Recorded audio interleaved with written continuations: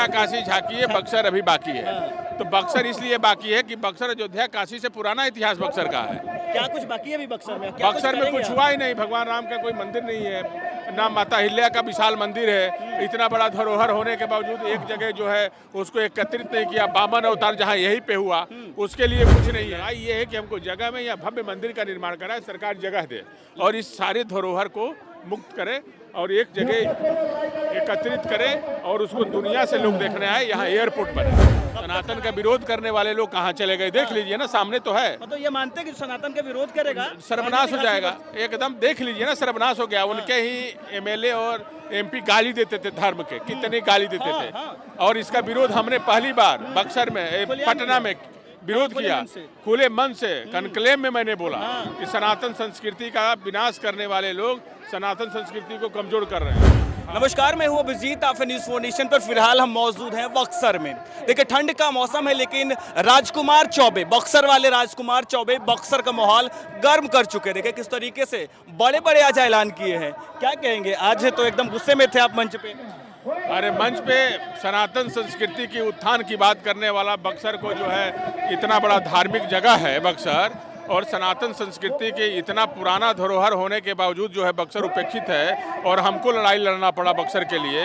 यहाँ लड़ाई लड़ने का अधिकार सनातन संस्कृति का है, उपेक्षित है, उपेक्षित है। इसके लिए जो नेतृत्व करने वाले लोग हैं उनके कारण भाई, जो नेतृत्व करने वाला है वही तो लड़ेगा, वही तो सब करना चाहिए जो यहाँ का नेतृत्व करना है। बक्सर किसके लिए जाना जाता है?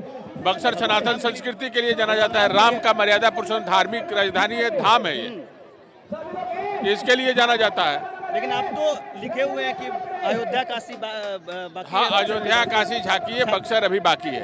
तो बक्सर इसलिए बाकी है कि बक्सर अयोध्या काशी से पुराना इतिहास बक्सर का है। क्या कुछ बाकी है अभी बक्सर में? बक्सर में कुछ हुआ ही नहीं। भगवान राम का कोई मंदिर नहीं है, ना माता अहिल्या का विशाल मंदिर है। इतना बड़ा धरोहर होने के बावजूद एक जगह जो है उसको एकत्रित नहीं किया। बामन अवतार जहाँ यहीं पे हुआ, उसके लिए कुछ नहीं है।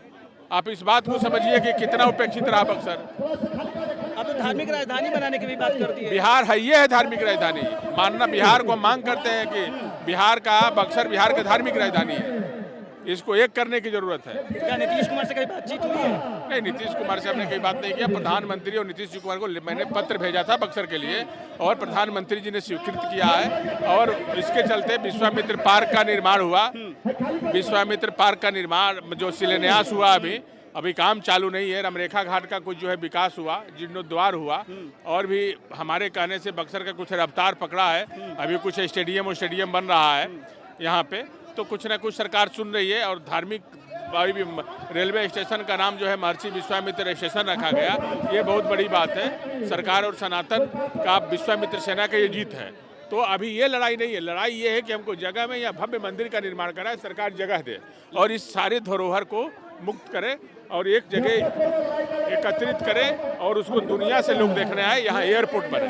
कब तक लड़ाई जारी रखेंगे राजकुमार? जब तक इसका हक नहीं मिल जाएगा तब तक जारी रखेंगे। क्या है विश्वामित्र सेना का विजन, क्या है बक्सर के लिए, अब बिहार के लिए? नहीं, बक्सर के लिए पहला विजन ये है कि बक्सर सनातन संस्कृति के लिए जाना जाता है, उसका धरोहर है। उस धरोहर को बढ़िया से विकसित बनाने के लिए, और ये सनातन की धरती है और इसको जब तक विकसित नहीं करेंगे, इसी के बल पे बक्सर का विकास हो सकता है, नहीं तो नहीं हो सकता है।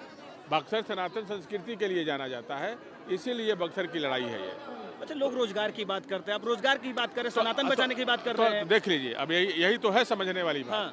ये कितना, आप बक्सर काशी क्या है, धार्मिक नगरी है। आप वहाँ रोजगार देख लीजिए, कितना रोजगार है, 99%। कहता है ना कि अस्पताल बना देना चाहिए था। अरे भाई, अस्पताल यादव खुद कह रहे थे कि अयोध्या जब बन रहा था। अब तेजस्वी यादव देखिए क्या कह के गए और क्या हो गए। अच्छा, सनातन का विरोध करने वाले लोग कहाँ चले गए, देख लीजिए ना, सामने तो है। मतलब ये मानते हैं कि सनातन का विरोध करेगा, सर्वनाश हो जाएगा एकदम, देख लीजिए ना, सर्वनाश हो गया। उनके ही एमएलए और एमपी गाली देते थे धर्म के, कितने गाली देते थे।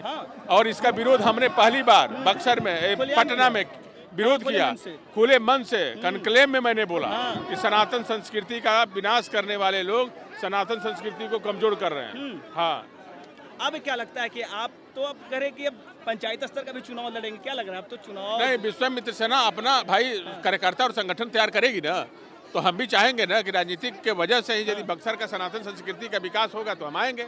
यानी पंचायत स्तर पर चुनाव लड़ेगी हाँ, विश्वामित्र पंचायत सेना? लड़ेगी, अपने कार्यकर्ता को लड़ाएंगे। क्या लगता है आगामी विधानसभा चुनाव लड़ेगी विधानसभा? हाँ, चुनाव एकदम विश्वामित्र लड़ेगी, सेना? एकदम एकदम पूरी तैयारी है। पूरी अपने कार्यकर्ता, अपने सनातनी भाइयों को लेके हाँ। संगठन का तैयारी हम कर रहे हैं, लड़ेंगे। अच्छा, स्थापना दिवस है और हजारों की तादाद में जो लोग पहुंचे हुए कमल वितरण कर रहे हैं, ये कब तक जारी रहेगा? ये हर साल होता हर साल है, होता ये है। अनवरत चलेगा। चलेगा। जब तक विश्वामित्र सेना संगठन रहेगा, जब तक ये धरती रहेगा, तब तक संगठन रहेगा, तब तक हर साल चलता रहेगा।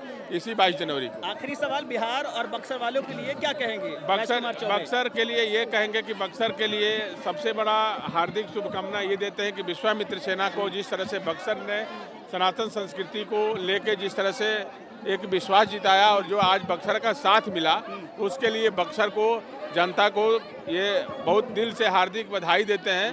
और सनातन संस्कृति की लड़ाई लड़ने के लिए सबसे बड़े बक्सर के लोगों का साथ मिला और जिस तरह से आज आक्रोश बक्सर के लोगों में है, ये बहुत बड़ी बात है। देखिए, हमारे साथ बातचीत करने के लिए विश्वामित्र सेना वाले राजकुमार चौबे थे। साफ तौर पे कह रहे हैं कि सनातन के लिए लड़ाई जारी रहेगी। आखिर ये लड़ाई कब तक जारी रहेगी, ये देखने वाली बात होगी। फिलहाल के लिए इतना ही। आप देखते रहिए न्यूज़ 4।